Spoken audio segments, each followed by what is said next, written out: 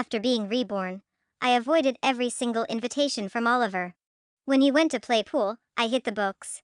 When he headed to the internet cafe, I found ways to study harder. At the graduation dinner, he was all lovey-dovey with the campus queen. I stood in the crowd and cheered them on, telling them to kiss. He finally realized something was off. "You're not mad?" I smiled and took a step back. "I just hope you can stay with your campus queen forever, like in our last life. This time, I got into college. I'm not going to rot in the mud with you again." Chapter 1. No one knew how I felt when I opened my eyes and saw the textbooks. At first, I thought it was a dream. But the sticky summer air and the spicy sweet smell of snack sticks jolted my nerves. Didn't feel like a dream. After marrying Oliver, he had sweet-talked me into taking out countless online loans. We couldn't even pay the water and electricity bills. I couldn't remember the last time I had eaten junk food. Then that tall figure holding a basketball appeared in front of me. "I'm going out to eat with the guys tonight. You coming?" That familiar voice made my heart jolt. I looked up and stared at Oliver. No, not the middle-aged version of him. He was still wearing what was trendy back then, a striped tank top, low-slung jeans with a chain. Maybe I had zoned out too long. The class beauty suddenly laughed. She nudged my chair with her foot. "Oliver asked you something. Why are you just sitting there like a statue?" I snapped out of it. But I couldn't even force a fake smile. "I'm not going." Oliver looked surprised. He didn't say anything. He simply turned and walked out. The class beauty followed after him. "Luna's always so antisocial. What's her deal? Think she can get into college or something?" From the hallway, I heard the echo of a basketball slamming into the wall. Oliver's voice came through, annoyed. "Let her pretend. She's probably just jealous I'm walking with you. Hee hee, like she's anybody important." Chapter 2. In this era, Oliver was the definition of a prince. Good-looking, athletic, and his phone was fancier than even the homeroom teachers, a flip Samsung. Every girl in school, secret or not, was trying to get close to him. Before Camila transferred in, I was the only girl around him. Not by choice. Back then, kids from small towns had such narrow horizons. Everyone thought owning a small spicy hot pot shop in the future would already be living the dream. No worries about food or money. But when that dream came true, life meant stirring beef noodles in a steaming pot under 42 degrees Celsius heat. The steam stung your eyes till you couldn't open them. 13 yuan a bowl. The money went straight to Oliver's phone through the QR code. At night, he'd come back reeking of alcohol, bragging about how much he lost gambling. I'd say the utilities were overdue. He'd wave me off impatiently and tell me to figure it out. But what could I do? Until one day the rent expired too. The landlord came to kick us out. I begged her to give us more time. But they barged in and dragged out everything from the shop. I tried to stop them. A knife Oliver had hidden fell from a shelf and smashed right into my face. In that final moment, my only thought was, maybe it's better this way, this festering life of mine. But I was reborn. The countdown on the blackboard showed 127 days left. This time, I'll change my fate. Chapter 3. I opened the workbook and suddenly realized that even though I'd taken the college entrance exam once, too much time had passed. I couldn't remember a single question. Even the numbers in these prep books felt foreign, like Oliver's daily nonsense, spawn camping, whirlwind kicks. I didn't get it. Chapter 4. 2 classes went by. I tried to follow along, and when I didn't understand something, I wrote down everything the teacher said, hoping I could figure it out later. Evening self-study was quiet. Until Oliver pushed open the door, tossed his basketball on the seat beside him, and gave me a glance, deliberate or not. Then he slumped over his desk, covering his head with his school jacket. The classroom returned to silence, only the sound of pens scratching against paper. Suddenly, the class beauty turned around, resting her head on Oliver's desk. She lowered her voice. "Oliver, can I borrow your MP3 for a bit?" He didn't move. Camila gently lifted the edge of his jacket, carefully taking one of his earbuds. "Come on, Oliver, just for a little while." Oliver suddenly sat up, looked at her, then frowned and glanced at me. And that's when I remembered what day it was, my birthday. In the last life, we went out to eat after school. On the way back, he handed me his MP3. Here. You asked me for it this morning. But before I could even finish a J Cho song, Camila borrowed it away again. Just like in that past life, she kept borrowing money from Oliver. He handed her the cash I had worked so hard to earn. Even tucked her hair behind her ear like it was something romantic. Don't worry. If there's anything wrong, just tell me. I'll help you. Yeah. Oliver always regretted marrying me. If only he had married Camila, he could have taken her to all those glitzy social events. She was pretty. She'd make him look good. That's why he brushed off my resistance, kicked my calf with disgust. We're only in high school, and you're already throwing yourself at me, Luna. How could you be so shameless when you were young? Chapter 5. The shameful memories made me tremble uncontrollably. Until a basketball rolled to a stop by my foot. I snapped out of it. Looked at Oliver. The boy stood there, a little arrogant in his posture. He frowned. I'm the one who said yes first, Luna. Don't you want to hear me out? Camila stared at me. Her face looked awful. I turned away. I didn't want anything to do with them anymore. No need. I had more important things to do. But I had forgotten, life was too easy in 2025. In this era, people didn't need a reason to pick a fight. During a break in evening study, Camila blocked my path. Her eyes fierce. You're lucky Oliver protects you. You actually dared to borrow the MP3. If you break it, can you even afford it? I said nothing. She yanked my workbook and tore it apart. Then sneered. If you tell Oliver, you're dead. She nudged my chair with her foot. Oliver asked you something. Why are you just sitting there like a statue? I snapped out of it. But I couldn't even force a fake smile. I'm not going. Oliver looked surprised. He didn't say anything. He simply turned and walked out. The class beauty followed after him. Luna's always so antisocial. What's her deal? Think she can get into college or something? From the hallway, I heard the echo of a basketball slamming into the wall. Oliver's voice came through, annoyed. Let her pretend. She's probably just jealous I'm walking with you. Hee hee, like she's anybody important. Chapter 2. In this era, Oliver was the definition of a prince. Good-looking, athletic, and his phone was fancier than even the homeroom teachers, a flip Samsung. Every girl in school, secret or not, was trying to get close to him. Before Camila transferred in, I was the only girl around him. Not by choice. Back then, kids from small towns had such narrow horizons. Everyone thought owning a small spicy hot pot shop in the future would already be living the dream. No worries about food or money. But when that dream came true, life meant stirring beef noodles in a steaming pot under 42 degrees Celsius heat. The steam stung your eyes till you couldn't open them. 13 yuan a bowl. The money went straight to Oliver's phone through the QR code. At night, he'd come back reeking of alcohol, bragging about how much he lost gambling. I'd say the utilities were overdue. He'd wave me off impatiently and tell me to figure it out. But what could I do? Until one day the rent expired too. The landlord came to kick us out. I begged her to give us more time. But they barged in and dragged out everything from the shop. I tried to stop them. A knife Oliver had hidden fell from a shelf and smashed right into my face.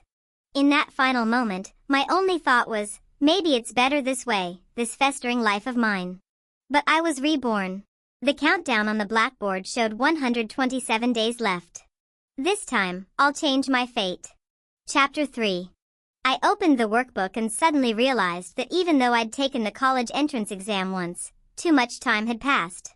I couldn't remember a single question. Even the numbers in these prep books felt foreign, like Oliver's daily nonsense, spawn camping, whirlwind kicks. I didn't get it. Chapter 4. 2 classes went by.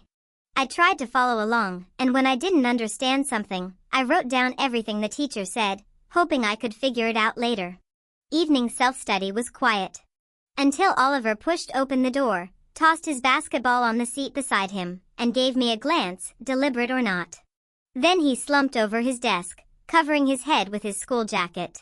The classroom returned to silence, only the sound of pens scratching against paper. Suddenly, the class beauty turned around, resting her head on Oliver's desk. She lowered her voice. Oliver, can I borrow your MP3 for a bit? He didn't move. Camila gently lifted the edge of his jacket, carefully taking one of his earbuds. Come on, Oliver, just for a little while. Oliver suddenly sat up, looked at her, then frowned and glanced at me. And that's when I remembered what day it was, my birthday. In the last life, we went out to eat after school. On the way back, he handed me his MP3. Here. You asked me for it this morning. But before I could even finish a J Cho song, Camila borrowed it away again. Just like in that past life, she kept borrowing money from Oliver. He handed her the cash I had worked so hard to earn. Even tucked her hair behind her ear like it was something romantic. Don't worry. If there's anything wrong, just tell me. I'll help you. Yeah. Oliver always regretted marrying me. If only he had married Camila, he could have taken her to all those glitzy social events. She was pretty. She'd make him look good. That's why he brushed off my resistance, kicked my calf with disgust. We're only in high school, and you're already throwing yourself at me, Luna. How could you be so shameless when you were young? Chapter 5. The shameful memories made me tremble uncontrollably. Until a basketball rolled to a stop by my foot. I snapped out of it. Looked at Oliver. The boy stood there, a little arrogant in his posture. He frowned. I'm the one who said yes first, Luna. Don't you want to hear me out? Camila stared at me. Her face looked awful. I turned away. I didn't want anything to do with them anymore. No need. I had more important things to do. But I had forgotten, life was too easy in 2025. In this era, people didn't need a reason to pick a fight. During a break in evening study, Camila blocked my path. Her eyes fierce. You're lucky Oliver protects you. You actually dared to borrow the MP3. If you break it, can you even afford it? I said nothing. She yanked my workbook and tore it apart. Then sneered. If you tell Oliver, you're dead. Chapter 9. 100 or so days, time was tight. I sat in the noise of crying, flipping through the notes. I still couldn't understand. If I didn't get it once, I read it again. The content from just a few short lessons, I reviewed until dawn began to break. Finally, I stirred some faint memory buried in my body. I had studied this once. I just never gave it my full heart. Early in the morning, I made porridge for the whole family and drank 2 bowls myself before they woke up. When I stepped out of the house, I ran into Oliver head-on. Again, no way to avoid him. He stared at me, then suddenly asked, "Why didn't you come find me at the pool hall yesterday?" The man who ruined my life, then blamed me for not knowing how to respect myself. How could I not hate him? But more than that, I understood one thing clearly. He wasn't someone I could afford to offend. With his influence, he could easily make me a pariah at first high. 126 days left. I took a deep breath, forcing tears to rise in my eyes. Camila told me to keep my distance from you.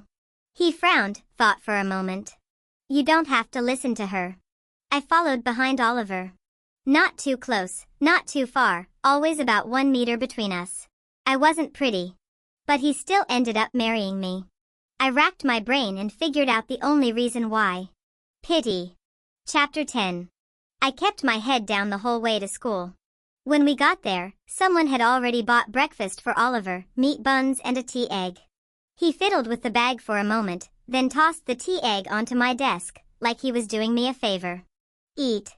Camila stopped applying her eyeliner. She turned her head and drawled. Oliver, I bought you that breakfast. Then she glanced at me. Luna, are you that hungry? Oliver pulled a 5 yuan bill from his pocket and shoved it at her, impatient. Here's your money. Camila shut up. She took the bill and smiled as she pocketed it. There's some left over. I'll bring you breakfast again tomorrow. I picked up the tea egg. Took a deep breath and stuffed it into my bag. I'd be starving by evening study, I needed the energy. Oliver had wasted my hard work for so long. This was just a small debt he owed me. His routine was always the same, sleep until the break bell rang, then skip class. After 2 lessons, he woke up and threw a crumpled paper ball at my head. Going to the net cafe later. You coming? I had just solved a tough question, the thrill still bubbled in my chest. But at his voice, a chill of fear slammed into me. The smell of instant noodles and tobacco. The searing pain? I shot to my feet and shouted. I'm not going, I don't want to. Oliver frowned. What's your problem? Camila looked over too. Panicking, I lowered my head and covered my paper. I'm sorry. I thought you were someone else. I got scared. Camila giggled into her hand. Please. Other than Oliver, who here would even look at you? Oliver looked away, uninterested. He didn't suspect a thing. Soon, a few other boys came over, talking about where to go later. There was a new net cafe, more expensive, but faster internet and thinner monitors. Camila praised him. Oliver's headshot rate is 75%. That's insane. In a forgotten corner, I whispered to myself, again and again. Centrifugal force. 320.866230.866. Chapter 11. Even though I'd been through the college entrance exam once before, digging up knowledge buried in memory for years was still exhausting. Reality isn't like novels. In senior year, if you humble yourself and ask questions, no one really wants to help. So I gathered a few problems I truly couldn't understand and knocked on the homeroom teacher's door. He looked a bit surprised. You need something? He glanced at the questions I'd written out and smiled. What's this? Luna turning over a new leaf? I took a deep breath. Oliver told me to ask. He said I should learn it so I can teach him later. The teacher's face instantly brightened. He licked his finger and flipped through the problems. That kid, if he wants to know, why doesn't he just come ask himself? Oliver's family had some connections. Using his name, I was finally able to begin understanding the material, bit by bit. Thank you, sir. I stepped out, quietly closing the door behind me. My fists were clenched tightly. I had to get out of this place, whatever it takes. Chapter 12. That night, our family actually stir-fried some shredded pork for once. I tried to reach for it, but Mom slapped my chopsticks away. That's for your dad. You're just a kid. Stop eyeing everything. So I filled my bowl with plain celery and ate a full bowl of rice before getting chased out to do the dishes. While I washed, Mom rambled on and on. Just hurry and graduate. If it weren't for getting you some diploma, you'd have been working for 3 years already, bringing in money for the family. A high school girl can bring in a big bride price, you know? My future had already been planned out for me. That's why I fought so hard to escape. Why I married Oliver so early. This time, I quietly stacked the dishes. Mom, it's almost over. Don't worry. No meat to eat, of course, I was starving again by night. I sneaked out the tea egg and devoured it in gulps. It got stuck in my throat, I choked so hard, tears streamed down my face. I can get out of here, right? I can, right? Chapter 13. Early morning again. I somehow ended up walking with Oliver. Like fate, I couldn't escape. He stared at me. The teacher called my house last night, said I've been studying hard lately. A chill rushed through my entire body. Oliver stepped closer. Luna, you're not seriously planning to leave, are you? Trembling, I nodded. I just want to try. Otherwise, I don't know how to repay you. He froze. Repay me? Yes. That bowl of spicy noodles and the tea egg, they saved my life. I lowered my head. If I don't work hard, how else could I ever thank you, Oliver? I don't want to be like the others. Pretending to be close to you while sucking you dry.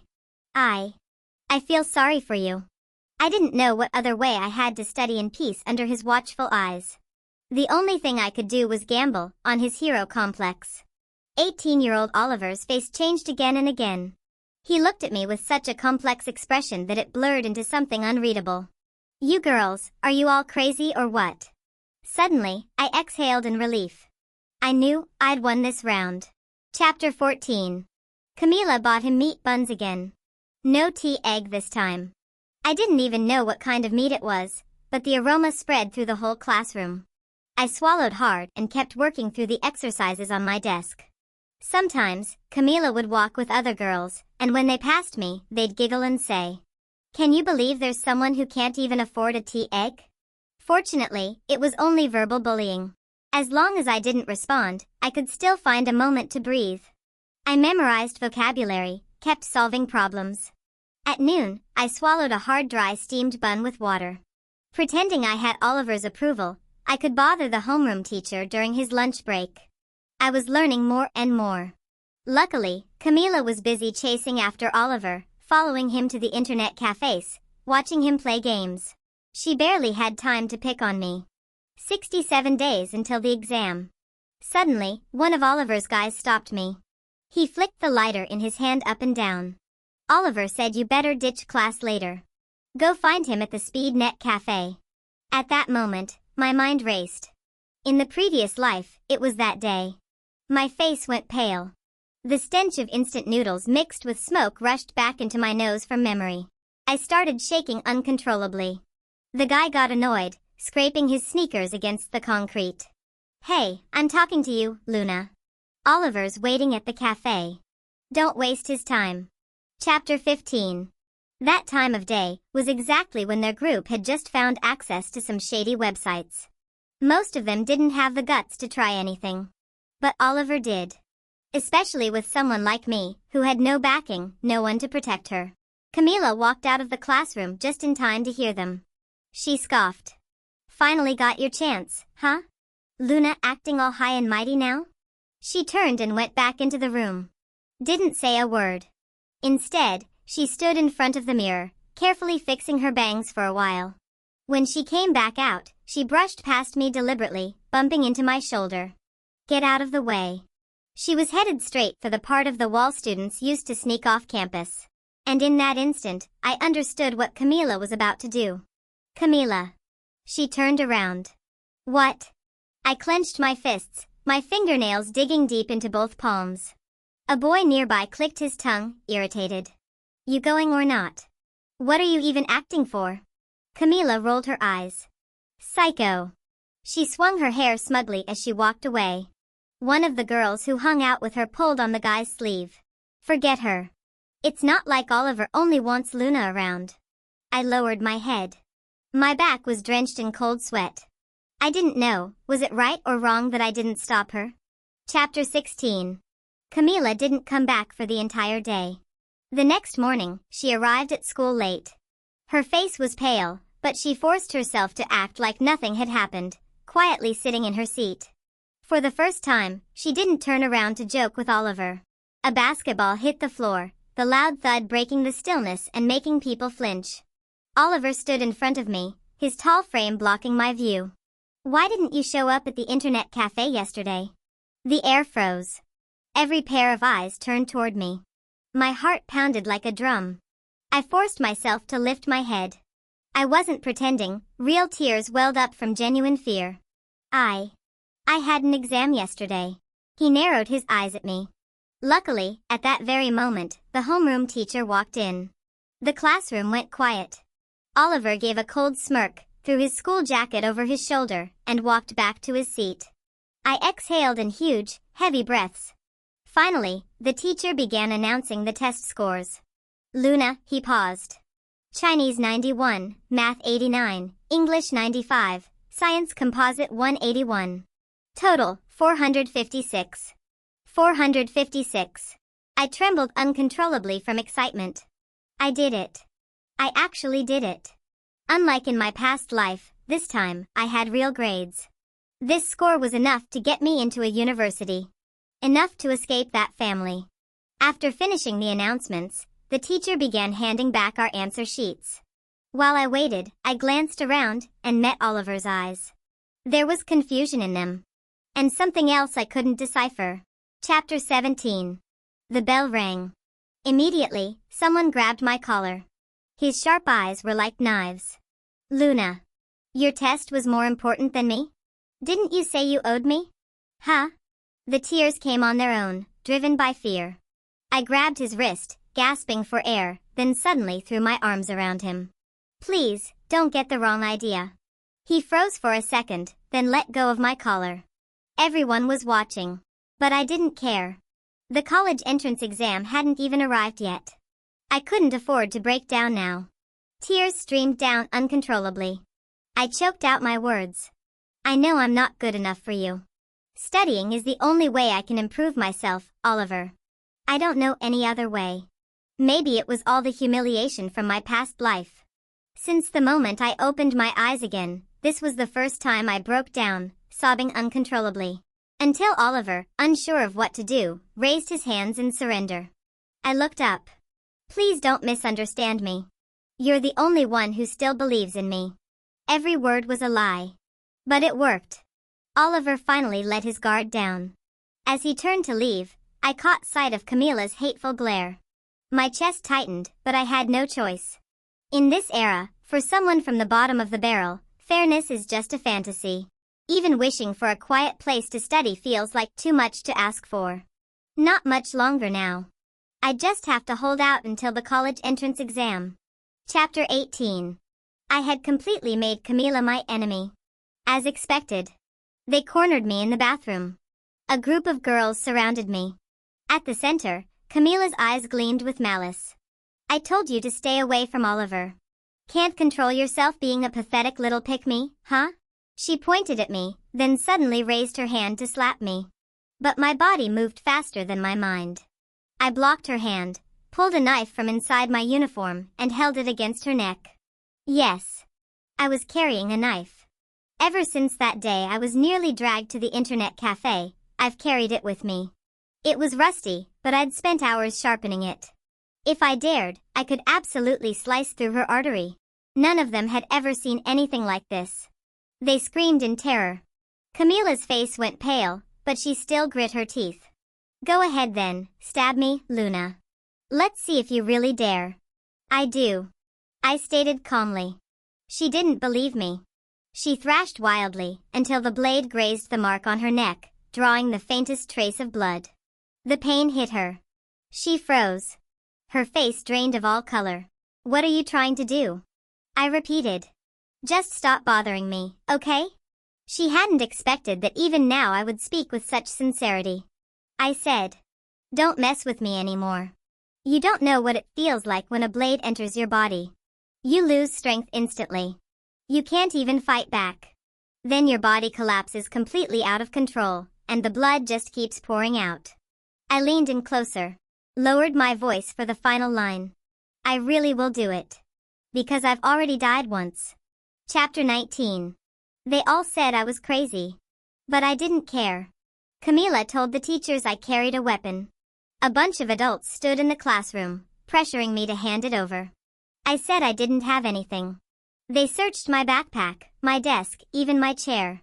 Camilla shrieked. It's in her clothes. She keeps it on her, she can pull it out any time. The teachers exchanged glances. None of them moved. Because of the gender divide, and because the girls were all too scared to come near me. We were at a standstill. The homeroom teacher said he'd go get help from the office. Then Oliver kicked his chair back with a loud thud. What, it's just a body search. In front of everyone, he ran his hands down the side of my body, swiftly and thoroughly. Nothing, he said. It happened so fast, no one even had time to react.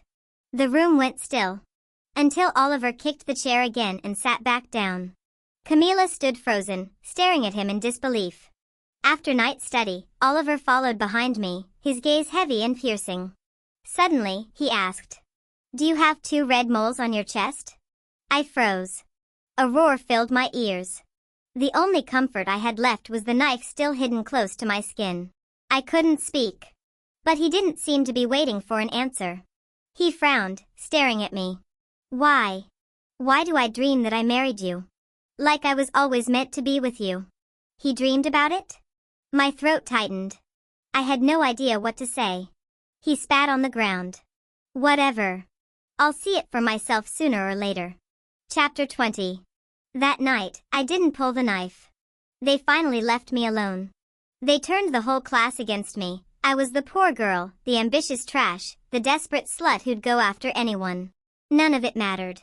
I just needed to study. Every second counted. I squeezed everything into my brain. But no matter how hard I tried, the college entrance exam drew closer. This time, I made sure to answer every question as best I could. Even after checking my answers 3 times, if there was still time, I checked a 4th. This second chance at life, everything rested on this.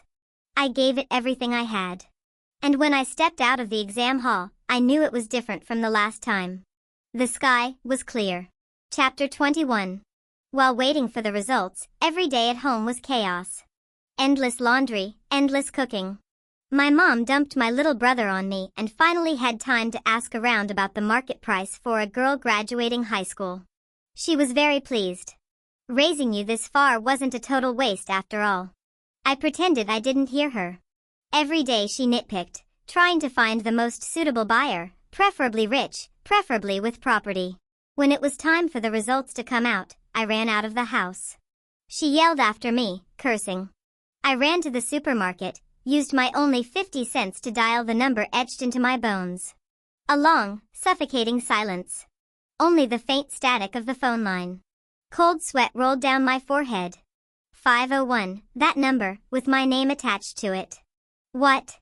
My vision went dark. I felt dizzy. Until the voice on the phone repeated the score.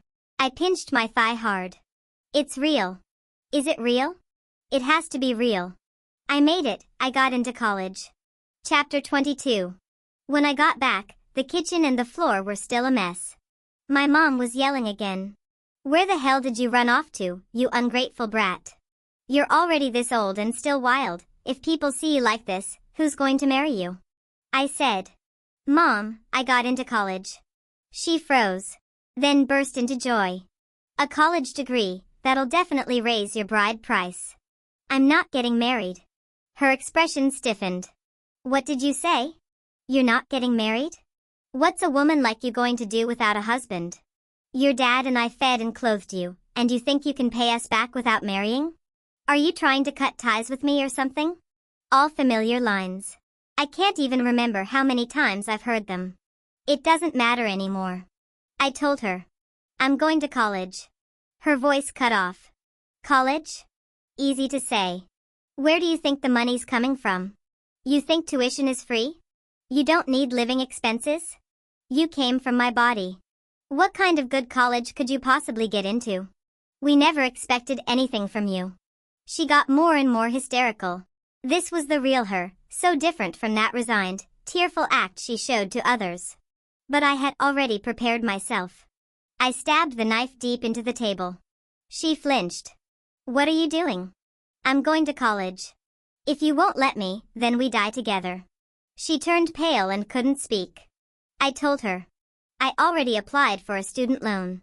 You don't have to pay a thing. But if something happens to me now, you'll be the ones repaying it. What? You borrowed money? Where is it? I let out a long breath.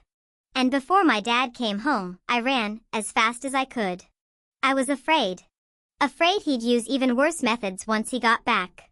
I'd been given another chance at life. I wasn't going to let anyone drag me back.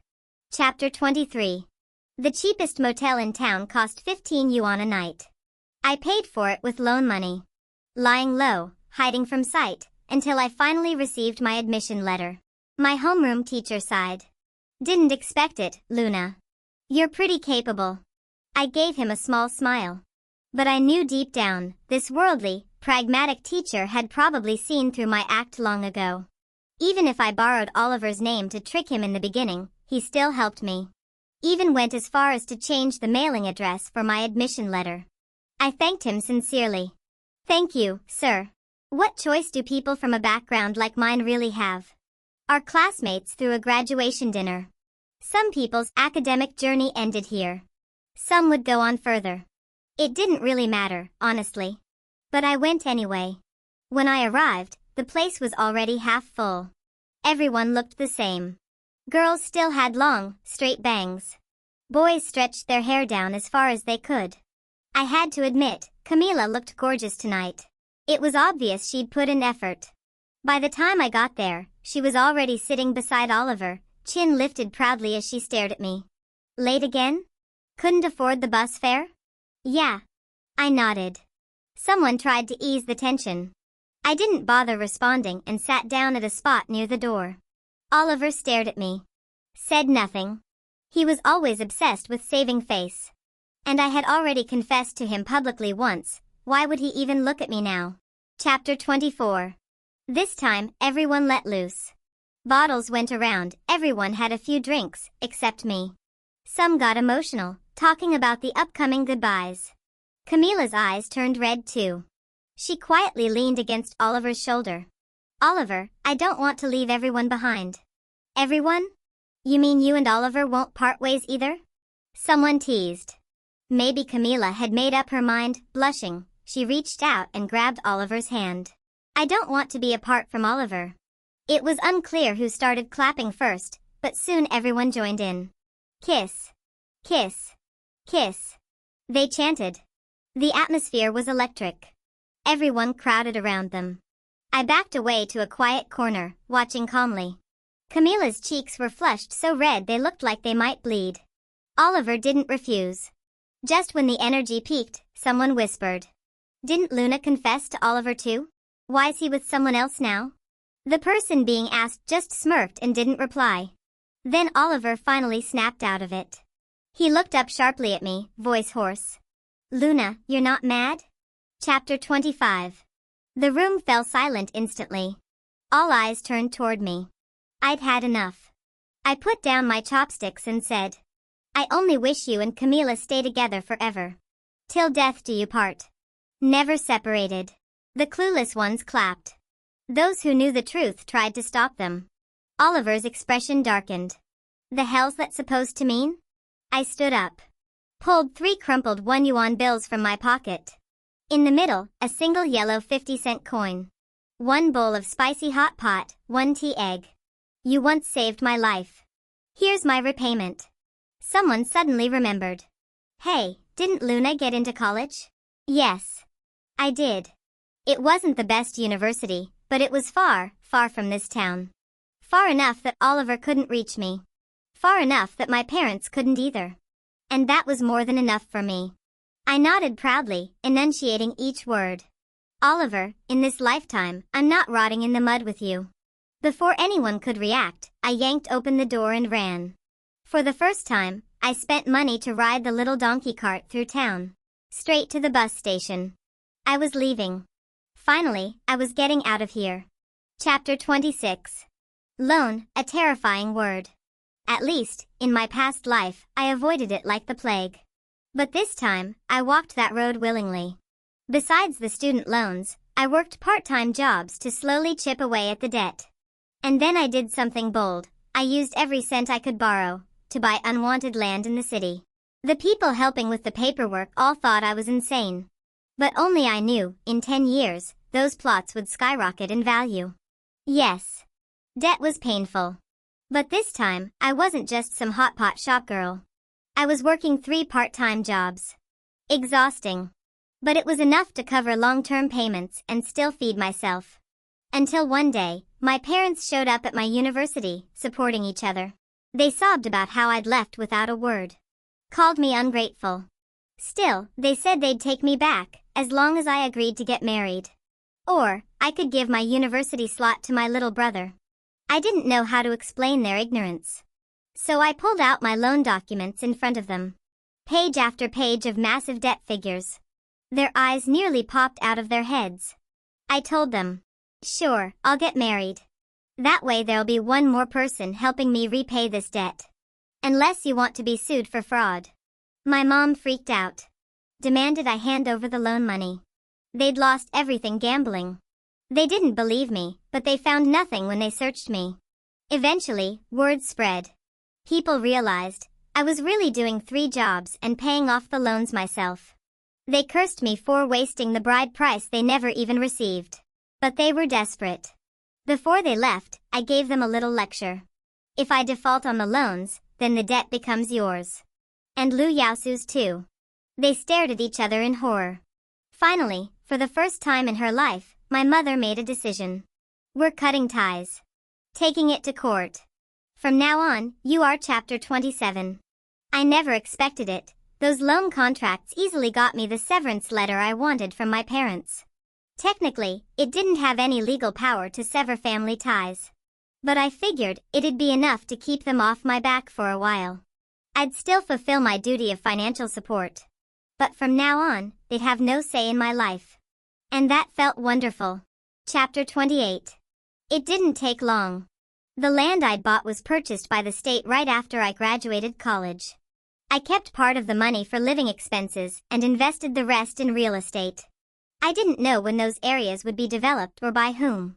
All I cared was that I'd never lose on it. And I had all the patience in the world.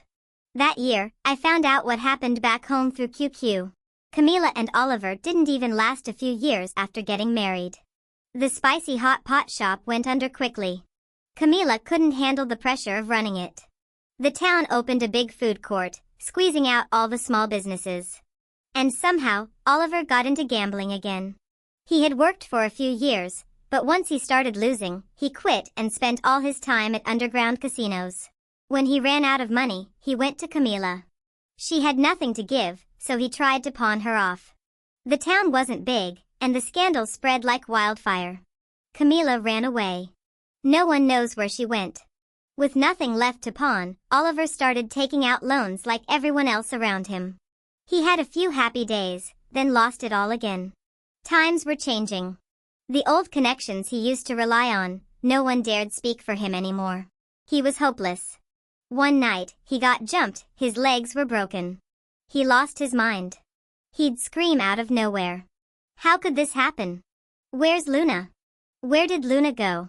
My wife was supposed to be Luna. She bought me off with just 3 yuan and 50 cents. How could she? Luna. Luna. Chapter 29. I knew it. Oliver had remembered. He remembered our past life. Lying in my one-bedroom apartment, fully under my name, I couldn't help but think darkly. Good. Let him remember. That way, as he sinks and struggles in the mud, he'll suffer even more. As for me, I've long outgrown my past self. I have my own life now.